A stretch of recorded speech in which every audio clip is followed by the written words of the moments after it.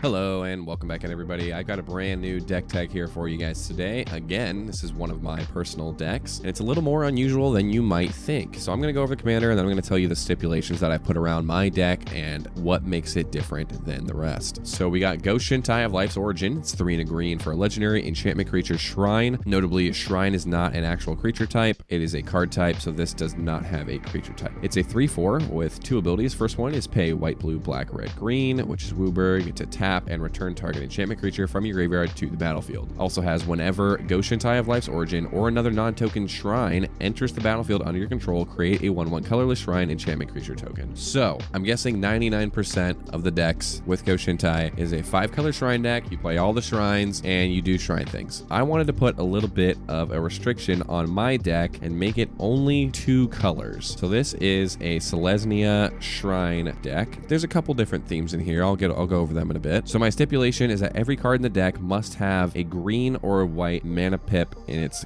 casting cost. So it can have color identity of Wooburg as long as the casting cost or the card's actual color is green or white. So that leaves us with 7 total shrines we can play in the deck. So I'll go over the first one here. It's Hundred of Life's Web, 4 and a green, legendary enchantment shrine. At the beginning of your upkeep, put a 1/1 colorless spirit creature token into play for each shrine you control. I'll go over the next one as well. This one's Go-Shintai of Shared Purpose, 3 and a white for a 1/3 legendary enchantment creature shrine with vigilance. At the beginning of your end step, you may pay 1. If you do, create a 1/1 colorless spirit creature token for each shrine you control. As you can tell, these are both creating 1/1 colorless spirit creature tokens. So yes, this is a shrine deck, but it is also a go-wide spirit token deck. So obviously having only 6 shrines in the deck, it's going to be a little harder to find them than maybe a Wooburg version of the deck. So we're going to have a little bit of help here. First card we got in that category to help out is Shrine Steward. It's 5 generic for a artifact creature construct, 3/2. When Shrine Steward enters the battlefield, you may search your library for an aura or shrine card, reveal it, put it in your hand, then shuffle. So I'm really not a fan of tutors. I almost never play them, but since this is so on theme, not even arguably, this is a bad card. It's a bad tutor. 5 mana for a tutor is really bad. Even if you are able to recur it, which you're not really in this deck. I do have Conjurer's Clause in the deck, which could blink it, but that's the only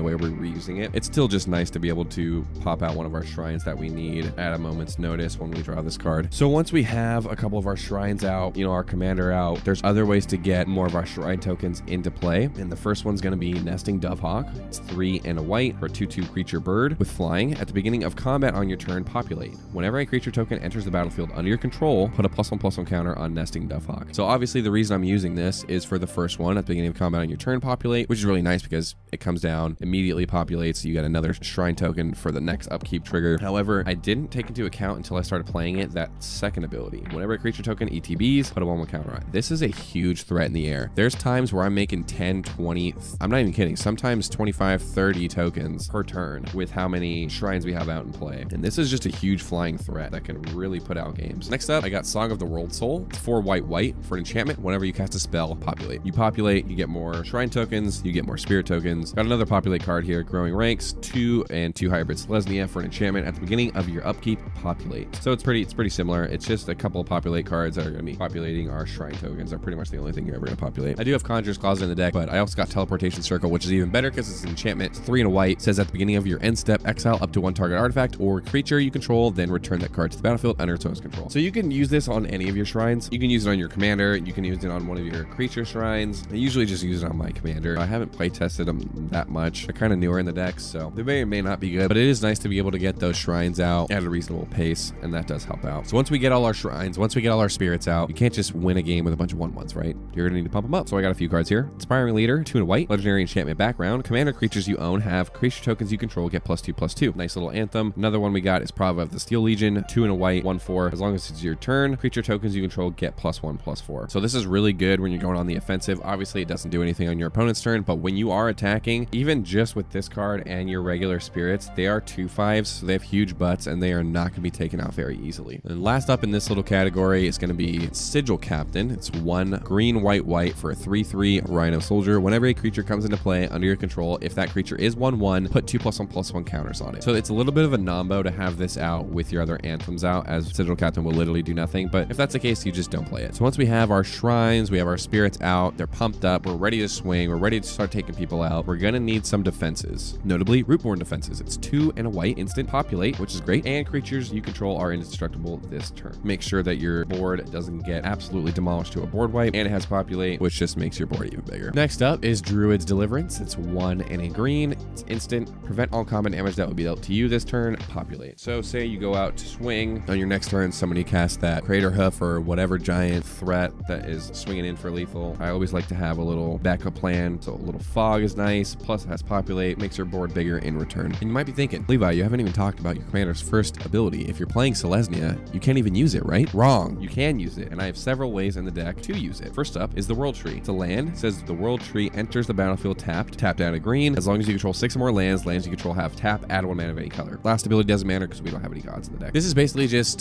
Chromatic Lantern on a land. You know, you get this down by turn 6. Could be earlier than turn 6, and you can use your commander's ability to get back enchantments from the yard. Another one, similarly, Dryad of the Elysian Grove, 2 and a green, 2/4, enchantment creature nymph. Also good that's an enchantment, triggers the other enchantresses, but it says you may play an additional land on each of your turns. Lands you control are every basic land type in addition to their other types. Again, it fixes you to get that Wooburg mana. Another one here is Crystal Quarry. It's a land, taps to add colorless, or you pay 5 into it to filter it into Wooburg. So I really like this. Doesn't come in tapped, taps for colorless, so it's not useless even if you don't need to use your commander's ability to get something out of the yard. You just tap it for colorless like you would any other utility land. Next up, I got Weaver of Harmony. It's 1 and a green for a 2/2 enchantment creature. Snake Druid. Other enchantment creatures you control get +1/+1, which isn't irrelevant. We do have several other enchantment creatures in the deck that could use that little buff. The real reason we're playing this is pay 1 green and tap it, copy target activated or triggered ability you control from an enchantment source. You may choose new targets for the copy. So obviously we can use this with our commander's ability. We can use this to double up our shrines. There's tons of ways we can use this card in the deck. It is very strong and very unassuming. Most people won't see this coming. It's only a 2-drop, comes in early. You can start going to town with it right away. Next up is the card draw. Obviously we're in a Selesnya Enchantress deck. The best 2 enchantresses in the deck are Eidolon of Blossoms. Firstly, it's 2 green, 2/2 enchantment creature. Has constellation, so whenever this or another enchantment enters the battlefield under your control, draw a card. This wording is important because it's whenever another enchantment enters the battlefield under your control, not whenever you cast another enchantment. A lot of the other ones like Sithis, it says cast. So when you get your shrines populated, when you play a shrine and they come in, Eidolon of Blossoms will trigger, Sithis will not. So Eidolon of Blossoms and Setessan Champion are going to be our best ones in the deck. Setessan Champion, pretty much the same thing, has constellation, 2 in the green, 1/3. Whenever an enchantment ETBs, you put a 1/1 counter on Setessan Champion and draw a card. We got some cool ramp in the deck. Firstly, we got Jaheira, Friend of the Forest, 2 and a green for a legendary creature, 2/3. Tokens you control have tap, add green. So you get your 10, 20, 30 spirits, 5, 10, 15 shrines, and you're tapping for a ton of mana. That paired up with your constellation triggers, drawing cards, playing cards, getting enough mana to play more. It's insane the value train that gets going here. Another card I really like in the deck that you wouldn't really think to put in many of your Selesnya Enchantress decks is Azusa, Lost But Seeking. It's 2 and a green, 1/2, legendary creature, human monk. You may play 2 additional lands on each of your turns. So the reason that I like this, you have your enchantresses out, you're playing enchantments, you're drawing cards. I almost always have a full hand with this deck and more than 1 land in hand. I don't want to be discounting to hand size. I'd rather play out the lands. So with Azusa and with the Dryad of the Elysian Grove, I can play additional lands on each of my turns. Helps me ramp out. Last category I'm talking about here today is going to be the removal. Like most of the cards in our deck, we're going to want some of our removal to also be on enchantments, such as Kenrith's Transformation, 1 and a green for an enchantment. Enchant creature, when Kenrith's Transformation ETBs, draw a card. Enchanted creature loses all abilities and is a green elk creature with base power and toughness 3/3. So not much to say there. Draws you a card when it comes in. It locks down your opponent's commander. Whatever it is that's coming your way that's going to kill you, you can lock it out. Another cool removal spell, Sundering Growth, 2 Selesnya hybrid mana, instant, destroy target artifact or enchantment, then populate. So 1 more mana than like a, say, Nature's Claim, but then you also get to populate, which means you get more shrines, which means you can get more spirits, which means you win faster. So I like paying a little bit more mana to get more benefit out of my removal spells and just my staples that I have to be playing in the deck. I'd rather play the ones that just fit the deck more, like Sundering Growth. And last but not least, I got By Invitation Only. It's 3 white for a sorcery. Choose a number between 0 and 13. Each player sacrifices that many creatures. If you are playing a Go Wide token deck in white, you should be playing this card. It's so good. Say you have 15 spirit tokens. Most creatures your opponents have are, say, 8. So you choose 8. You sacrifice 8 spirits. Easy to get those back. Your opponent sacrificed their entire board. The value there is unbeatable. It's one of the best board wipes in a Go Wide deck. You need to be playing this card. So that's it. You know, that's the deck. Funnily enough, I started this out as a Wooburg enchantment deck with Ramos as the leader. Didn't love it. Played a couple games. I don't like Wooburg that much, so I swapped it over to Sithis. I like Sithis Harvest Hand. However, you know, I don't like playing 10-minute turns because when you're playing that kind of enchantress, it just takes forever. You know, you're playing